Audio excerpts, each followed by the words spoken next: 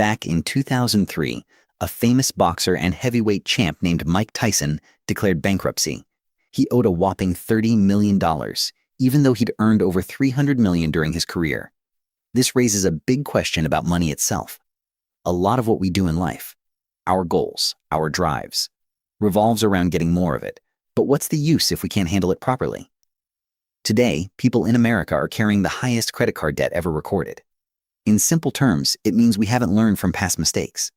Debt is like an invisible weight, hitting the most vulnerable folks hardest. And this isn't just a US issue. It's similar in the UK and beyond. Take a moment to think about your own views on money. What does it mean to you? Does it slip through your fingers as soon as you get it? Has it ever left you feeling exposed, maybe pushing you toward quick-rich schemes or gurus selling courses promising easy wealth? My whole channel dives into these ideas, but I've realized something key. Our mindset about money often matters more than how much we earn. Our brains are wired in ways that make smart financial choices tough. Does it really help to make over 6 figures a year if you're broke by year's end? Where's the gap? It's time to uncover that and build a better way to think about money. One that's common in personal finance but often skipped in school. Part 1. What exactly is money? Let's start with the basics. What is money, really? Or more precisely, what does it stand for? Think about buying something on Amazon or getting paid for your work. What's the real meaning behind these exchanges? Money is usually described as a tool for trading goods and services. But that doesn't capture its true essence. I see it as a way to show value. When you pay for an item, you're saying its worth matches the cash you're giving. Sure, prices are set by the market, not just you. But focus on this. Money equals value. Why does that matter? Because we often attach moral judgments to money. You've probably heard the saying that money is the source of all evil. We look at wealthy people and wonder if they cheated or if someone else lost out. We forget the value they created to earn it. Seeing money as pure value helps us understand it's not evil on its own. Scammers might trick you into overvaluing their stuff. But that's about their ethics, not money. Money just gives you more choices. How you use it reflects your own values. So money is a symbol of value. How does this shift things for someone scraping by paycheck to paycheck or drowning in credit card bills? Knowing money equals value doesn't change reality overnight. It might change your perspective, but what's the practical step? To answer that, let's ask, what's your personal connection to money? Part 2, creating versus spending, the balance of money. Money flows in and out of our lives. It's like a relationship shown through your earnings and spending. A handy way to think about it is your output versus your input.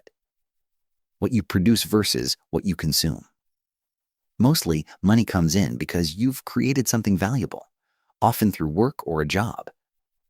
It goes out when you use it, like on a streaming service, a new car, or a home. In fact, your net worth is a good measure of how well you balance creating and spending. Go back to those debt stats I mentioned earlier. Which side of this balance do you think is the problem? Reflect on your own life. How much money has come in and gone out? How much do you still have saved or invested? Which part feels off or needs work? For many, it's both, but the main issue is usually overspending. Remember that study from Career Builder? It showed 78% of American workers live paycheck to paycheck. Even among those earning over $100,000 a year, 1 in 10 still struggle.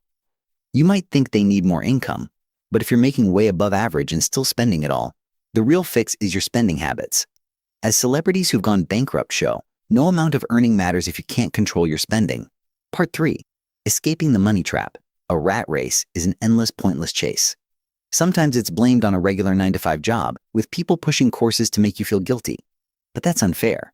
It ignores those who enjoy their work or have other dreams. The true rat race is living on the edge financially. You're always one paycheck from disaster, watching money vanish as soon as it arrives. The more responsibilities you have, the riskier it gets. Losing a job, an unexpected illness, or any surprise can wreck everything. Think about the mental toll. Your job stops being a choice and becomes a must to keep up or pay debts. As one famous quote from Fight Club puts it, the stuff you own ends up owning you. But here's the good news. It doesn't have to stay this way. The first step in personal finance is noticing your money habits. Start by tracking monthly spending in categories like housing, food, transport, fun, and bills. This helps you see yourself as a spender. It's not easy. Behavioral finance calls it the ostrich effect, where we avoid bad news like ignoring your bank balance after a splurge. Once you face it, take charge by budgeting. Decide monthly limits for each category and stick to them. Cut back to live within your means, leaving room to save or invest. Before investing, build an emergency fund. 3 to 6 months of expenses for surprises. Living below your means is key.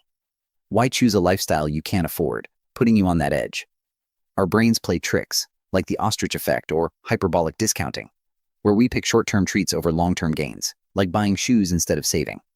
Or social proof, following the crowd. The phrase keeping up with the Joneses captures this, buying what neighbors do to fit in. Today, it's not just neighbors.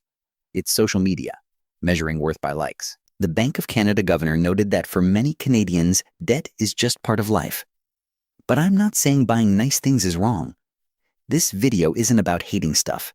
It's about knowing your spending self. Do you care more about looking rich or being rich? The rat race isn't the job.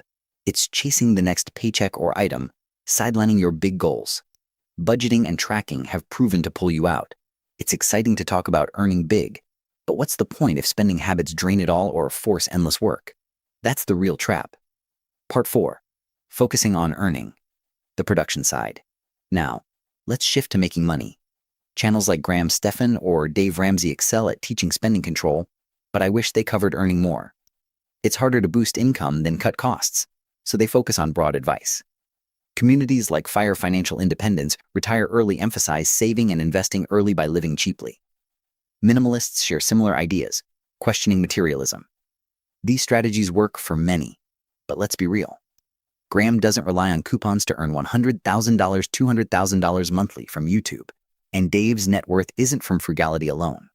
They're scaling production massively. In my earlier video on Money Truths, I explained that your earnings match your market value. The best way to grow is spot a problem, solve it, and sell at scale. That's entrepreneurship, a business creating huge value. But not everyone's cut out for it. Assess your skills. Earning more isn't just business. Graham uses YouTube to share finance tips widely. I do the same with documentary-style videos, turning it into full-time work. Production is delivering value, using skills like storytelling or editing. The internet lets anyone create and share. Test the market by releasing your work. To wrap up, first, track and budget spending to control consumption. Then, maximize value through jobs, businesses, or other ways. This framework has changed my life, and it can yours too. Thanks for sticking around. If this added value, hit like and subscribe for more on business, money, and finance. Have an awesome day. See you next time.